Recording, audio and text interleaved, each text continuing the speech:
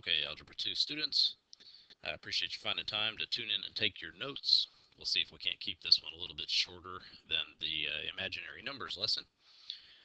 Today, these are the notes that I anticipate will be for Wednesday following Thanksgiving break, but we'll see how all that works out.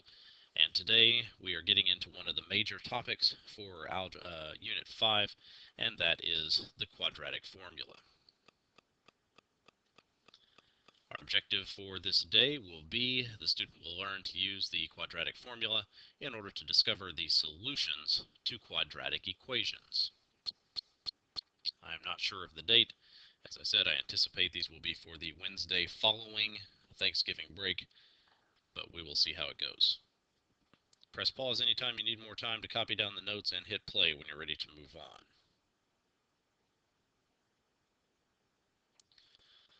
Alright, as we have discussed previously, a quadratic equation is an equation, where one variable is first dimensional and the other is second dimensional. Now, typically what that means is we have y equals something to do with x squared, so y to the first and x to the second. Now, of course, there can be all kinds of other stuff going on in the equation. The important information is that the highest power of y is 1, the highest power of x is 2. Now, we're going to see the quadratic equation in multiple forms. One of the main forms is called standard form. And this is the format that we probably would be most accustomed to seeing, okay, where we have y on one side of the equation, and then all of the terms simply lined up in decreasing order from x squared to x to the first to x to the 0, being the three terms of the trinomial. Now, these three terms, x squared, x to the first, and x to the 0, they have coefficients, and those coefficients are a, b, and c. Now, solutions to the equation are found by the result of setting the equation equal to 0 and then solving for x. Now, why would we take y out of the equation and set it equal to 0? Well, this is very similar to the graphing by axis-intercepts method. We are going to force the equation to go to the x-axis by setting y equals 0, because in order to be on the x-axis, y must equal 0. So it's a pretty fundamental concept. Okay, so by removing y, changing it to 0, that forces the equation to be on the x-axis, and then the equation should then tell us where it wants to be on the x-axis. Now, these values of x that will result from that have many names that go along with them. There's a lot of synonyms to describe where the graph crosses the x-axis. Hopefully you have heard these terms before. If you have not, you do need to get these memorized. These are all synonyms, and they are just as likely to show up as any of the others.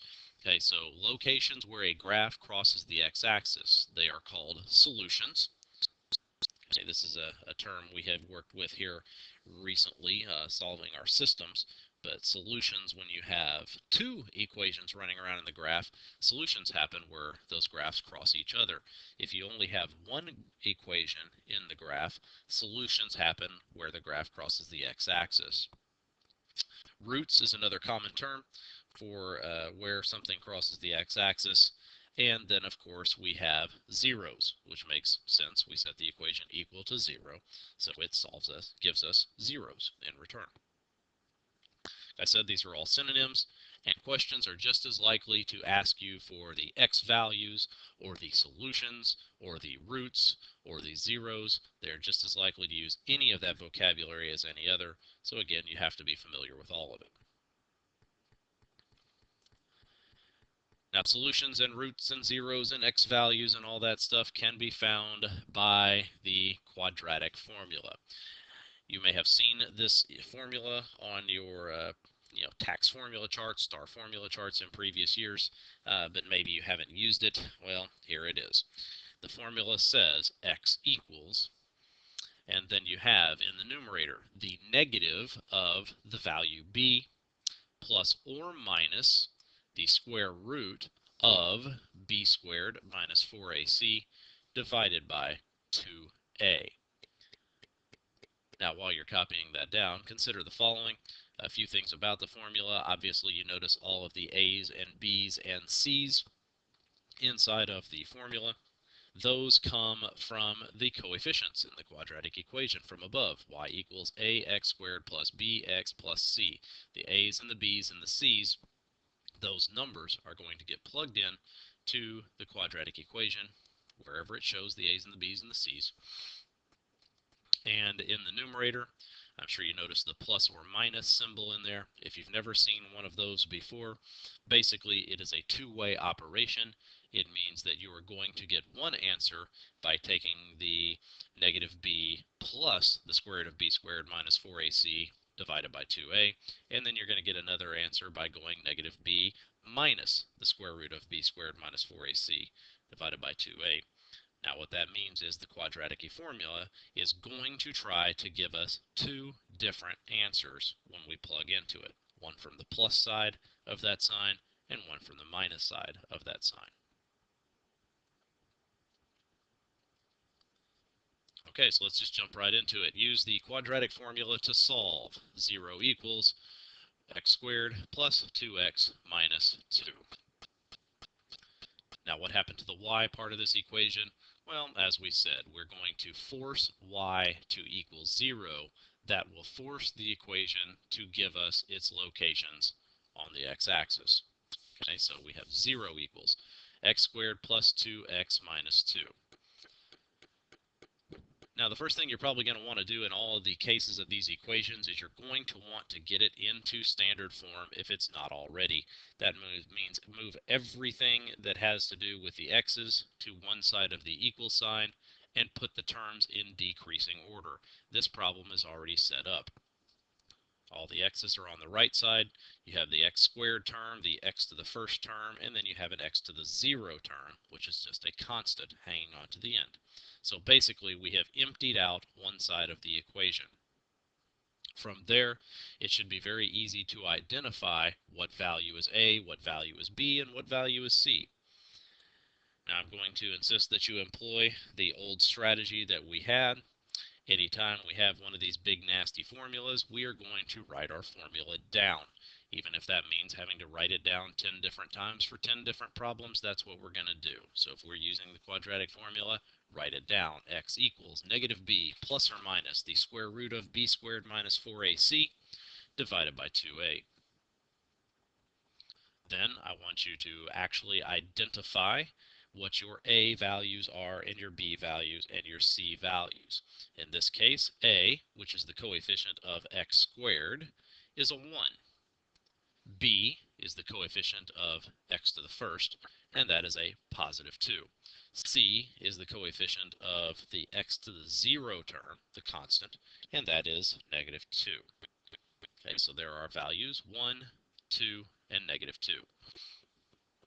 So once you have your formula written down and your values for A, B, and C written down, then we plug all of our information in. So we're going to plug in, leaving the formula exactly the way it is written, only replacing the A's with the A values, the B's with the B values, and the C with the C values. Okay, so it should look something like that. Now the only thing left to do really is to start cleaning up the algebra. Okay, we're going to simplify everything that is underneath that radical before we attempt to simplify the radical itself. Okay, so underneath the radical we have 2 squared, which is of course 4, and then from that we're going to subtract 4 times 1 times negative 2. Well, 4 times 1 times negative 2 is negative 8.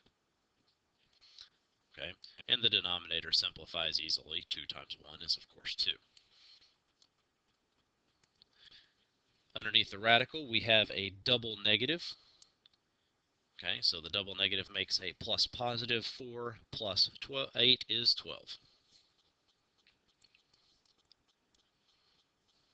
Okay, Now, all of this information in front of the radical and underneath it is just kind of waiting around for us to finish simplifying the radical. Now, there is some work that we can do on square root of 12. 12 will factor down into 2 times 2 times 3. Okay, so there is a pair of 2's underneath that radical. We can bring them out. We'll get a 2 outside of the radical and a 3 left underneath it. So there's where we are now. Now, all three of these terms, the 2 in the numerator, the 2 terms in the numerator, I want to be clear, they're the 2 different terms in the numerator, and the term in the denominator are simplified as far as they can be simplified individually. Okay? But there is an opportunity to reduce this fraction. Okay? So it seems like a good opportunity for us to review something here. The only time that you may reduce numerators and denominators is if you every term in the numerator and the denominator can give up the same value. Now, this usually isn't a problem when you're working with fractions, because usually what we have is a monomial, one term in the numerator, and a monomial in the denominator. We can reduce if both the numerator and the denominator have the same value that they can give up. However, if you have a binomial or any kind of a bigger polynomial like our numerator has here, you have to be able to get the same value from both of the terms at the same time. So looking at the fraction that we have, is there a single value that both of the terms in the numerator and the term in the denominator can all simultaneously give up? Yes, there is. They all have a 2 that they can sacrifice. Okay, so we have a 2 in each case. Now, they didn't have to all be a 2. Okay, just so happened to work out this way. Okay, all they needed was to have a 2 in common, like a factor of 2, like 4 or 6 or 8 or 10, numbers like that.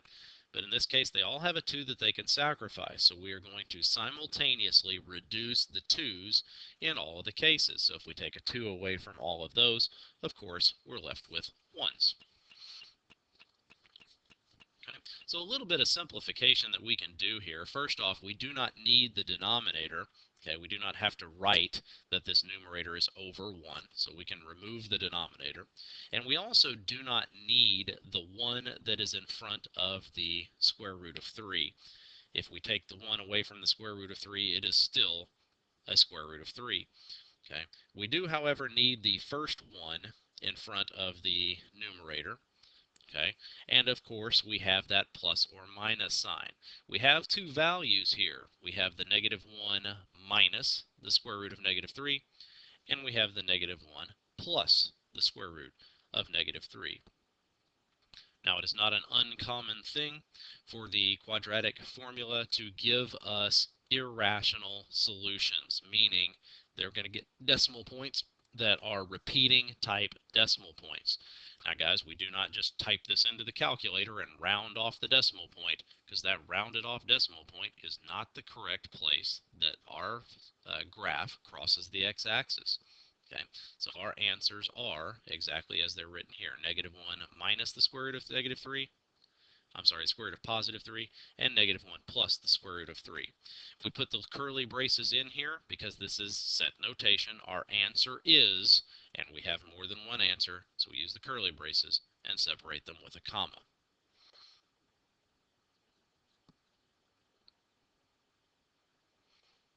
Okay, I'm going to help you through one more. As with any quadratics, imaginary results are always possible. We spoke at length about imaginary values. Let's look at what happens when a quadratic decides it wants to have imaginary solutions. So here's a problem. 3x squared minus x plus 5 equals 0. Now, as always, we will want to put our quadratic into standard form, move everything to one side of the equal sign except for the y value.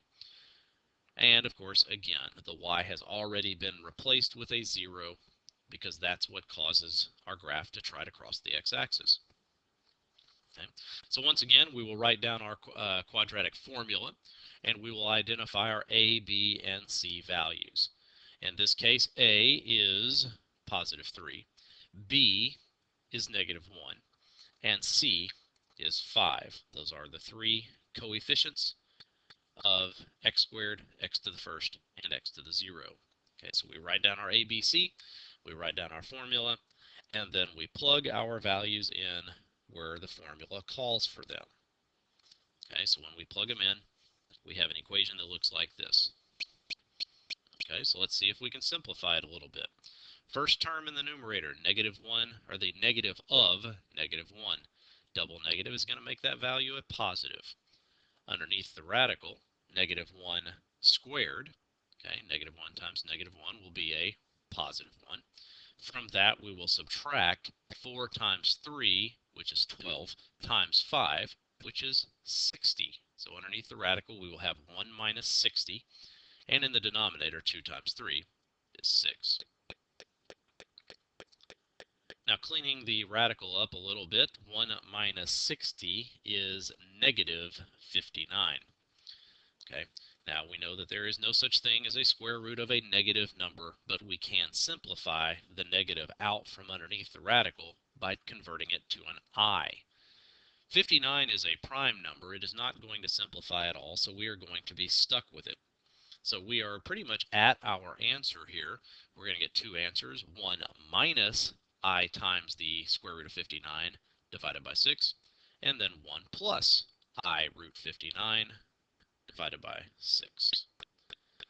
Okay, and again, it is in set notation because we have two different answers to accompany x. Now we'll talk about what this means, having the I as part of our answer. We'll talk about that here in a couple of days. Okay, but for right now, it is good enough just to write down this answer. Okay, I have one more example. I'd like you to give it a try, and here it is. Use the quadratic formula to solve -24 plus 2x squared equals 2x. Copy this one down. I'll give you the main hint that you need to know. The only way this problem is different from the other two is this one is not in standard form yet. So you will want to convert it to standard form. Then you will want to identify your A, B, and C coefficients, plug into your formula, and simplify and see if we can come to an answer. Whenever we have these notes in class, I will work through this one in class, and we'll see if we can get the same answer, but I do expect to see it worked out in your notes, so please give it a try. I appreciate you finding time to do your notes. Glad they didn't come out being 25 minutes this time. Okay, but as always, take the good with the bad. Yeah, some of the notes get a little bit long, but you know what? There's plenty of nights where we don't have any notes at all. So sometimes we had to do a little work, sometimes we don't. Let's try not to complain about it, just get it done. See you in class.